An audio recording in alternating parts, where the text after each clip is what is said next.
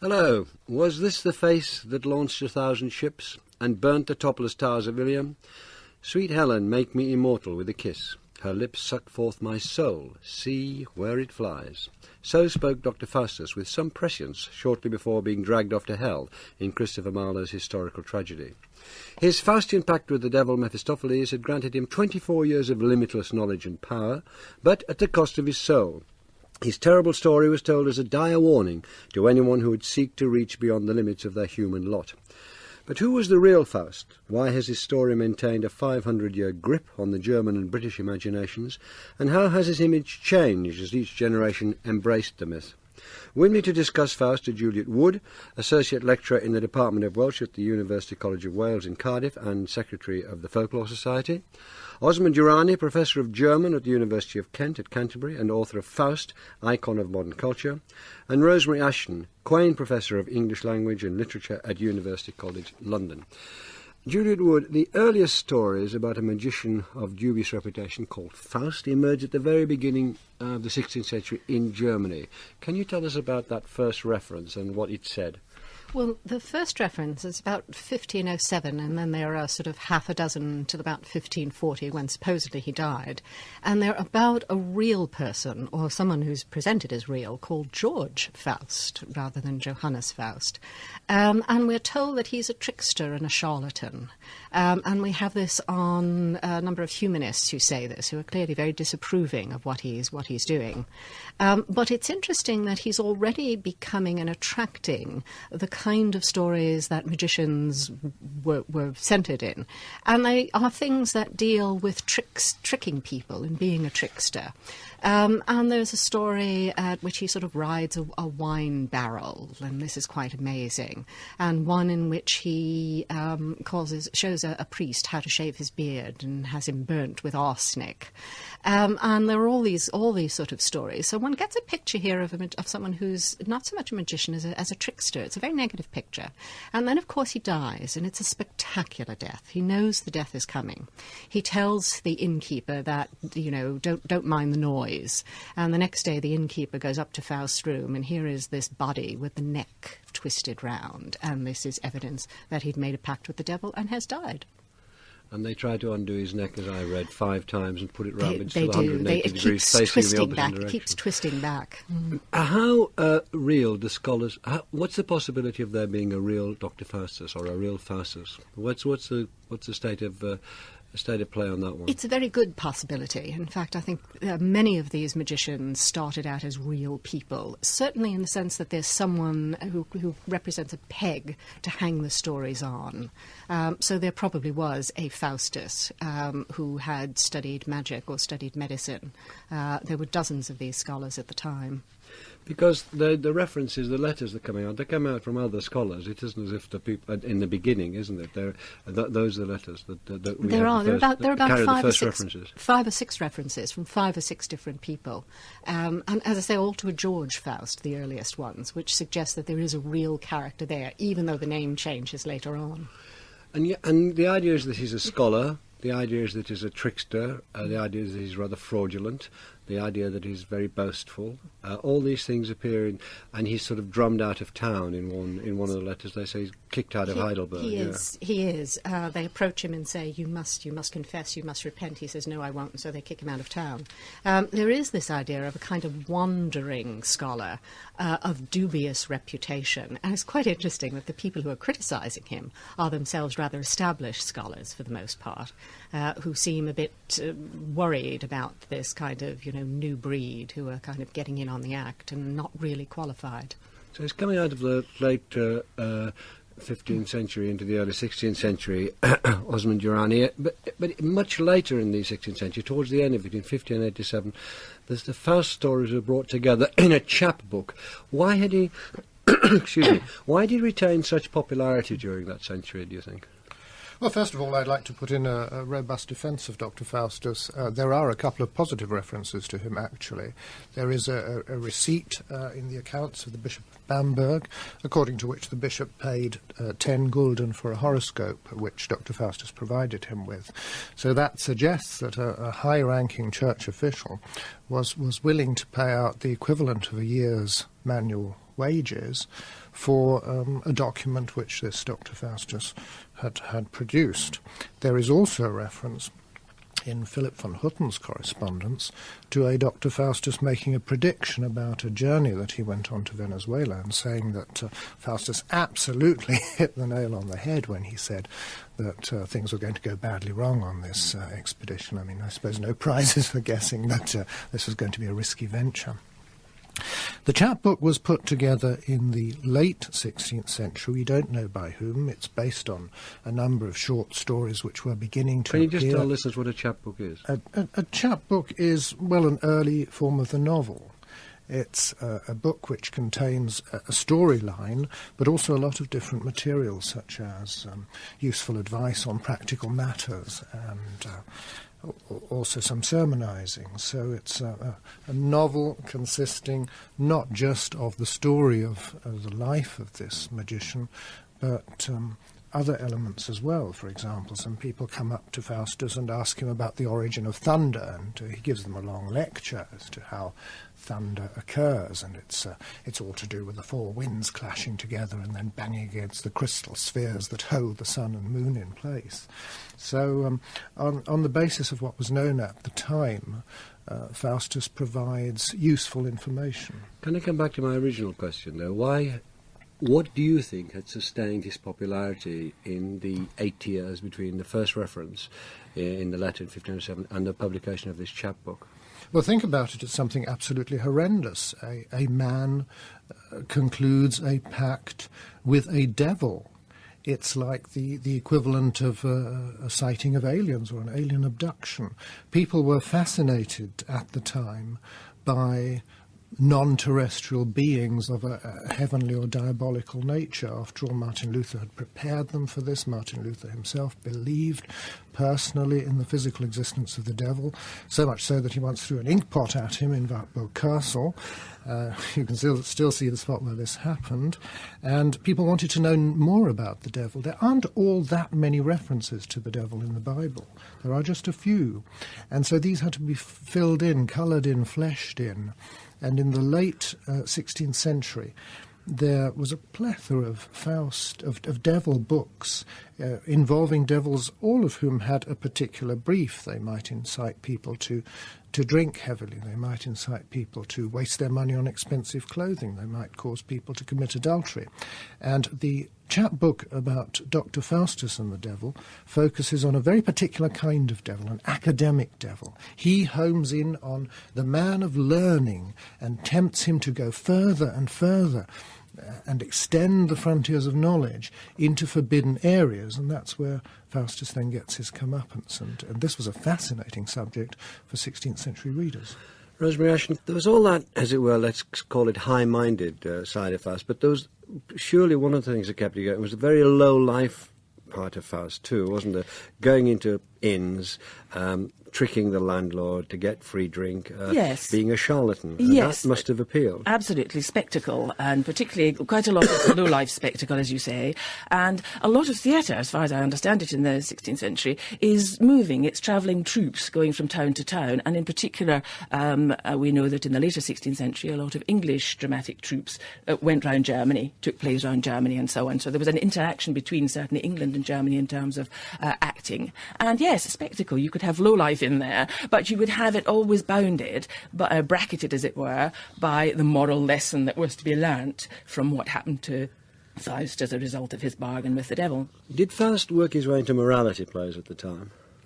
Well, I think it's more that morality plays which were on the wane after the Reformation, because the Protestants didn't like the idea of too much in the way of religious icons and the Bible being brought onto the stage. It's more that morality plays were on the decline, and you might say that Faust fitted in as a rather more secular figure to carry on drama. But it has, undoubtedly, the Faust legend and Faust dramas do have, in the 16th century, something of the morality play about them. So by the end of the 16th century, Osmond Geranian, we have a fairly complicated character. in the chapbook who can go in many different directions. And remarkably soon, just 2 or 3 years after the chapbook came out, Christopher Marlowe brings forward the first massive work of literature, the tragical history of Dr Faustus. Can you tell us how he got hold of the subject and what he did with it? Well, so much is shrouded in doubt concerning Christopher Marlowe's life that I'm not going to be able to unravel this. To go back very briefly to the morality plays, what is extremely interesting about the story of Dr Faustus is that it stands the morality play on its head. In miracle plays and morality plays, you have quite often a character who is tempted by the devil, who gives in to the devil, who enjoys the benefits of a kind of pact, but who then repents and says, terribly sorry, I didn't really mean to be wicked, and recognises that the love of God is there to help him, to save him. And what is different about Dr Faustus is that this love is no longer there, or is no longer able to help somebody who has signed a pact in his own blood.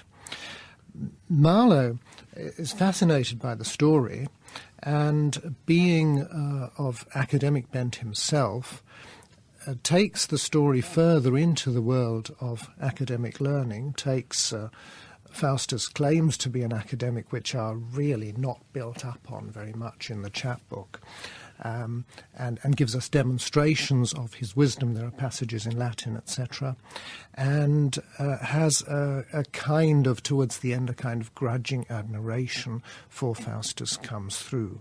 Faustus is blind, but he is also tragic, and he is tragic for one particular reason, and that is that he knows what he has done. He knows the day when he will die. He knows the very moment when he will die, and in that final scene we have him awaiting the arrival of the devil, and we cannot but feel compassion for him. And so Marlowe takes the first few steps in the direction of turning the villain into a hero. I think that's right. He does actually begin to give Faust a psychology rather than just a sort of narrative. There's a very interesting point at which, when Mephistopheles is saying, come on, make the pact, Faust gets very excited at the whole idea, of course, of getting out of the study where he's been disappointed and not managed to learn enough for all his hard work.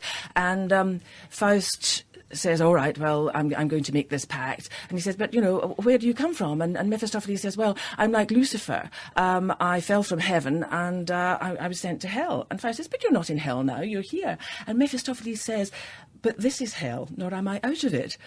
So he tells Faustus that, hell is what awaits. But Faustus has got the bit between his teeth now. He wants to transgress.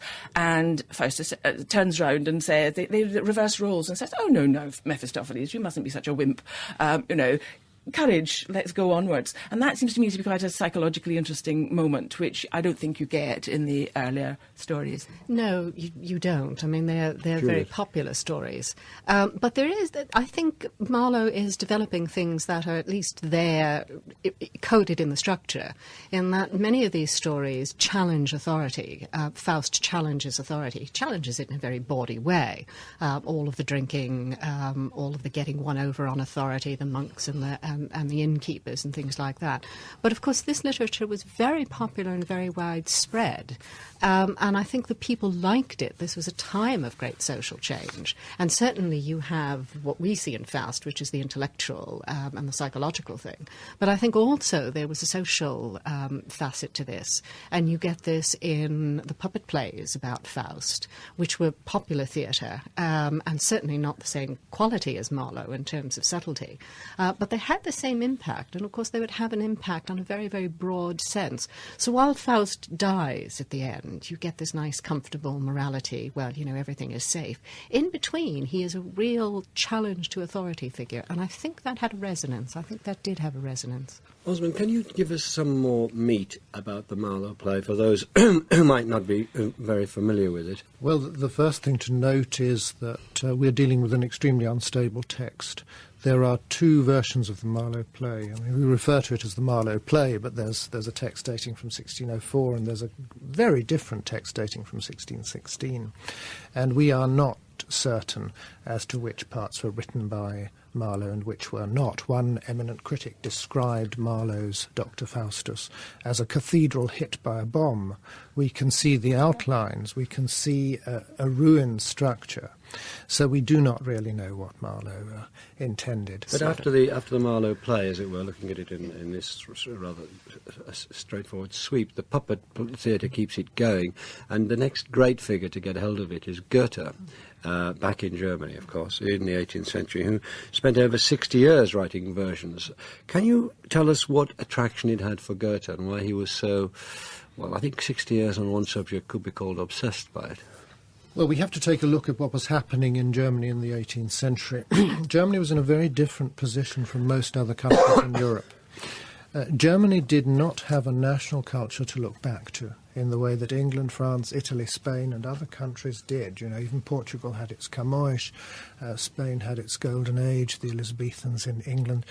There wasn't very much there in Germany, and in the 18th century when young people started being educated in large numbers, remember that in the mid-18th century Germany had 27 universities when England only had 2, and people were beginning to take a lively interest in their own culture. They looked back a few hundred years and they found very little there. They found religious debates in the wake of Luther's Reformation. They found some medieval epics, though many of those turned out to be translations from the French. So they wanted to be able to prove that German culture was as great as that of other countries. And so they hit on an idea which is really quite remarkable, and that is to look in a different place, to look at folk literature, to look at folk songs, to look at fairy tales. And that is how Faustus was rediscovered, because Goethe was at the forefront of this campaign to put Germany on the map. Why did he devote 60 years of it? That's a very comprehensive and helpful summary, but why did he spend 60 years on it? Well, one of the reasons is because Goethe's own attitudes changed. Goethe moved from being a kind of German chauvinist in the 1770s to being an internationalist later on. And so he abandoned his Faust. Then his publisher came along around about 1790 and said, look, we know that you've been working on Faust for so many years. We know that you've got a manuscript there. It was in a very loose and confused form in his Faust sack or Faust pouch. Get these fragments out and put together a play and we'll publish it. And Goethe did this in 1790. But it was a fragment. It ends halfway through part 1. It ends with the cathedral scene. And he was reluctant to continue with it. And one reason why he was reluctant was that he found it very difficult to think of a way of introducing the devil. After all, Goethe himself didn't believe in the devil, and many enlightened people in the 18th century didn't. So how could you put the devil on stage? So this became the great gap in the text, and Goethe partly agonized about this, but also put it on the back burner. And it wasn't until he formed his friendship with Schiller and in the early years of the 19th century was persuaded by Schiller to, get on with it and conclude this play that everybody's waiting for, that he actually, it was after Schiller's death in 1805, he started working on a final version of Part 1, and that came out in 1808. Juliet Wood, in Marlowe's Faust, Faust is dragged off to hell, but in Goethe's Faust, he makes it to heaven. Quite a difference. Can you just tell us one or two of the other differences? We've got some idea of Marlowe's Faust. Yeah. We've some idea of the chapbook Faust, so we've got a 16th century idea. Now, what about Goethe's Faust? Well, What's he like? Goethe's Faust has moved more into an Enlightenment world, where questioning your limitations was not only all right, but what actually was something one was supposed to do. Knowledge is very, very important. Although there's a conflict in Goethe's Faust between knowledge and experience, this chaotic experience Goethe has a little bit of problems with. But certainly we're moving into a romantic age as well. And the whole concept of Faust was beginning to change. I mean, by the time Goethe's Faust comes out, you have other kind of Faustian figures. This kind of concept of a Faustian hero is beginning to spread outward. So Goethe is pulling on a sense sense of Faust, which comes originally from folklore, but also a sense of man's nature, which actually comes from philosophy and culture, and that being Enlightenment, early 19th century philosophy and culture. Can we develop that, or take that on just a little, please, Rosemary? I mean, you could say, broadly speaking, that from what the little we know about Marlowe, Marlowe's Faust might look quite a bit like Marlowe as well as like Faust. And how much does Goethe's Faust look like Goethe? Well, quite a lot, I think, as Osmond would have been suggesting, because Goethe always said that he did feel like Faust, that he was a learned man. I mean, he wrote scientific treatises. He wrote about art. He wrote in every genre. So Goethe was aiming to be a kind of universal man, a universal learned person. But he too had his disappointments and dissatisfactions with his own life and his own knowledge and so on. And he actually said more than once that he felt exactly what Faust had felt about in terms of dissatisfaction, the human condition, really. And I think that's where we have moved into the Romantic period, where it isn't wrong to strive, where we've got theories both in England and Germany, and here you have a consonance, I think, between the two countries. You have theories of the imagination where the writer is a creator. The writer is a kind of usurping God by creating through this faculty of the imagination, by going beyond the bounds of experience. This whole notion that the writer is a creator, but of course takes risks. And Goethe was preeminently a writer, and he wanted to take risks. And I think he felt, although Faust isn't in his play an artist, I think he felt that kind of affinity with Faust's overreaching, if you like. But he does set the intellectual overreaching against the immorality that Faust indulges in. Those are two separate things, I think. And you've alluded to the fact that Goethe's version spread out, as it were. Osmond alluded to it beforehand. He became international in the second version. He's becoming an individual, isn't he? He's become an oppositional individual. He is, and he's reflecting the times, and he's taking on signs, as it were, as well. Well, we know that the magicians were getting towards signs in their own way, and Goethe himself was a scientist, and so on and so forth. But it's entering into things like the Frankenstein pact. It is. Can you develop that a little bit? Well, Mary Shelley certainly admired Goethe, and her Frankenstein, her Dr. Frankenstein, creates a monster. Now, interestingly, in a sense, Mephistopheles and Faust get sort of squashed together, in that Mephistopheles is an aspect of the mind of the scientist. You don't have a deliberate temptation. In a sense, it's all happening inside Dr. Frankenstein. But he goes beyond the realms of knowledge into science, whereas the other Fausts were looking for different kinds of power, sometimes youth or whatever. And of course, he creates this monster and finds he can't control it. And it's not that he's condemned to hell, but everything he loves is destroyed. So it pushes Faust into a different area, much the same area that E.T.A. Hoffmann did as well with Coppelius, although Dr. Coppelius is less well known. But this idea of magic shading into science, and of Mephistopheles becoming an aspect of Faust's psyche rather than an external tempter. Another very important element, I think, that we can trace back to Goethe is the notion of the two souls. There's a point in Goethe's Faust where Faust speaks of himself as a man with two souls, torn in different directions. One soul flying up to heaven, the other pulled down to the earth, down into the dust, into the gutter. And we see this then in many 19th century stories. Dr. Jekyll and Mr. Hyde would be a good example of the polarity of the human spirit, and this is something that I think Goethe bequeathed to European culture, and which is taken up then in the 19th century all the way down to Oscar Wilde's picture of Dorian Gray. Well, Oscar Wilde uses that phrase, doesn't he? Something like, "I'll give my soul for that." I mean, he just comes straight in with that, doesn't it? And that is the Faustian pact he made. That is the Faustian pact. But again, there's sort to of be forever young. That is just to be forever youth. Yeah. Yes, which in fact the original Faust asked for. It takes us back again to the original story. But again, there's no external tempter. Dorian, yes, looks at the cat, and this is supposedly where he's making the bargain with some sort of Egyptian monstrosity. But there's no one who says to Dorian, what do you want? It's kind of Dorian works this out for himself. He says, what I really want is to be young. And then suddenly he finds he's got it, and it's terrible. So we've had Faust as a trickster and as a lowlife. We've had him as a scholar, and he's been a theologian and so on, as I mentioned in the chapbooks. He gives his views. Then he begins to be used as the artist. He is an artist. He can be used as the modern artist, struggling and so on. And Thomas Mann's massive novel is the biggest testament to that. So can you... very difficult to briefly summarise that very long and complicated novel, but there you go. Mann has the artist make a bargain to create art at all costs. Now, Mann was very attracted to this. This is the romantic idea that if you are an artist, whatever you have to pay for it, that is fine. But Mann also has the artist deteriorate. Mann's musician deteriorates as a person as he becomes better known as an artist. And Mann does this in two ways. One, by allowing him to be diseased. He gets venereal disease. This brings the woman into it.